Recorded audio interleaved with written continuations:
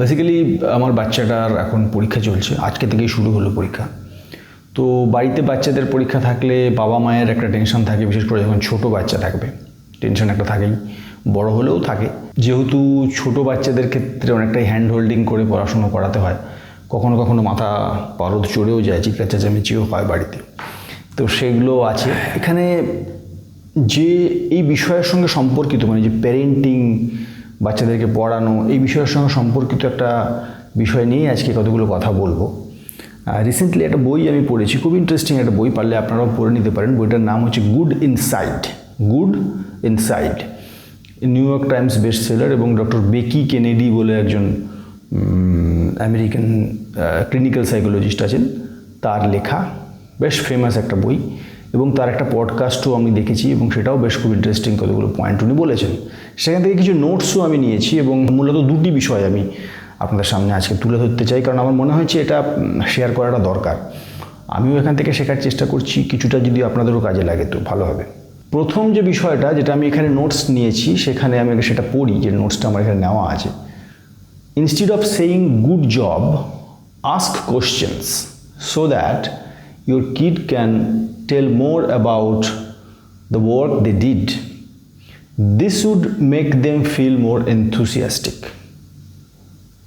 মানে বিষয়টা হচ্ছে এরকম যে বাচ্চা যখন আপনার কাছে আসছে, লিখে নিয়ে এসছে বা কোনো একটা ড্রয়িং করে নিয়ে আসছে, আমরা কি করি, হয় বলি গুড জব বা ব্যাড জব, না ভালো হয়েছে, বা বললো একদম কিছু হয়নি। তো একদম কিছু হয়নি বললে যে ডিসকারেজ করা হবে, এইটুকু আশা করি আজকাল আমরা সবাই জানি। তো যে জন্য আমরা বাই ডিফল্ট যেটা বলি, বাহ বেশ ভালো হয়েছে, বাহ বেশ ভালো হয়েছে, খুব ভালো হয়েছে। কিন্তু ওই খুব ভালো, ভালোর বাইরে আর আমরা এগোই না।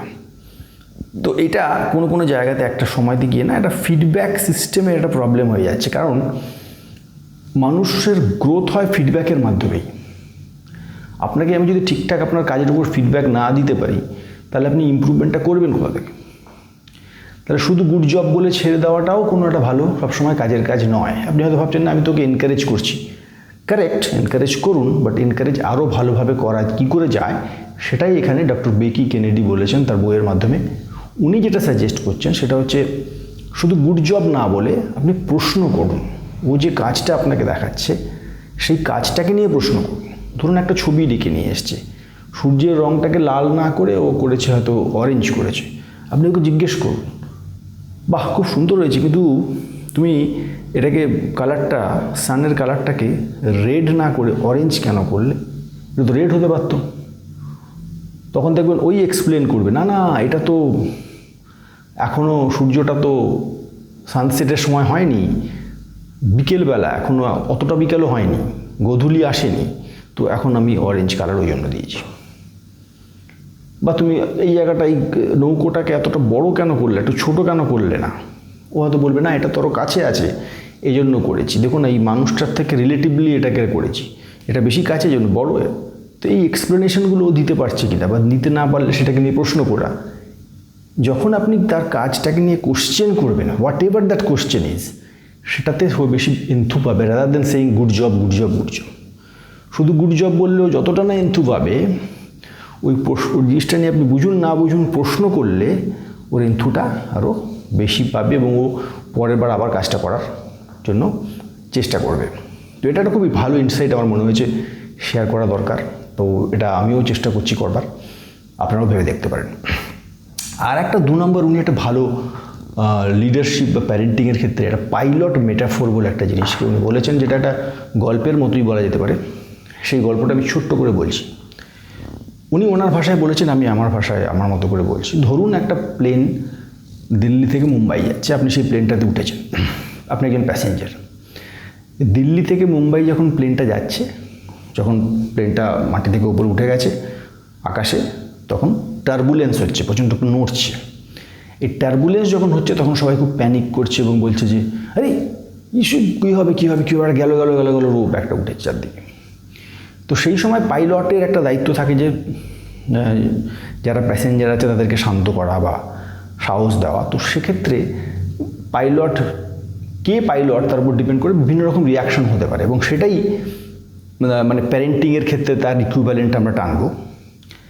ধরুন পাইলট 1 এক ধরনের পাইলট হয় যারা এরকম বলতে পারে যে উল্টে আপনাকে চিৎকার করে দাবি দিতে পারে এবং বলে যে why are you people shouting, why are you people doing panic, এখানে প্যানিক করবার মধ্যে কী হয়েছে, এ তো হতেই পারে, তাহলে আপনারা এসে করুন, আমি ছেড়ে দিচ্ছি, যান আপনাদের হাতে ছেড়ে দিচ্ছি স্টিয়ারিং, আপনারা করুন, যান, আমি করতে পারবো না এভাবে কাজ, এরকম করলে আমি কাজ করতে পারবো না।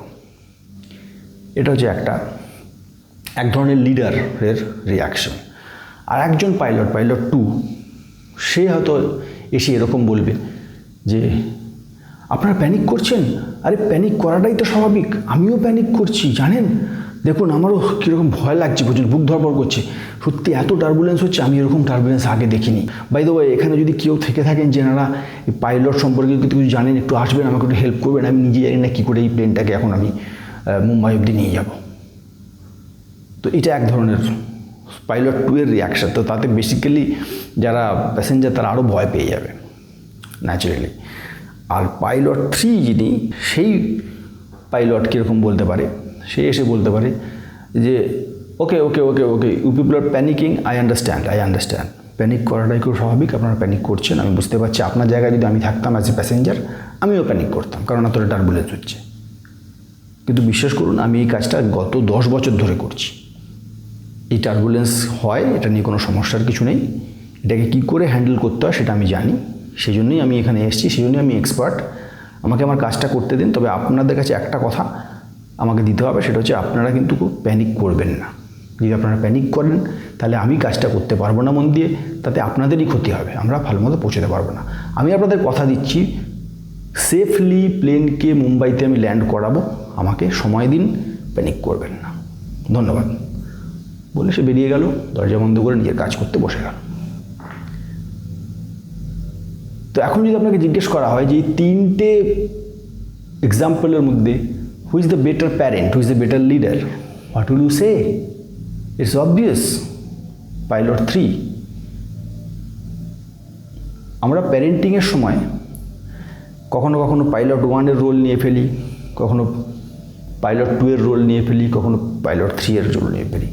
যত বেশি করে, বেকি কেনেডি বলছেন, যত বেশি করে আমরা এই পাইলট 3 এর রোলটা নিতে পারবো, যেখানে আমরা আমার বাচ্চার প্রবলেমটাকেও রিকগনাইজ করবো যে হ্যাঁ সত্যিই প্রবলেম আছে, আমি বুঝতে পারছি, I understand this is a difficult thing, এই চ্যাপ্টারটা তুমি বুঝতে পারছো না, আমি বুঝতে পারছি, না বোঝাই স্বাভাবিক, তোমার এখন আইসক্রিম খেতে ইচ্ছা করছে, আমি বুঝতে পারছি, আইসক্রিম খেতে তো ভালো লাগেই, স্বাভাবিক ব্যাপার, এত সুন্দর খেতে ভালো লাগবে না, কিন্তু বিশ্বাস করো আমি তো তোমার থেকে বড়, আইসক্রিম খেলে এইটা প্রবলেম হতে পারে। This is a better way of handling the problems.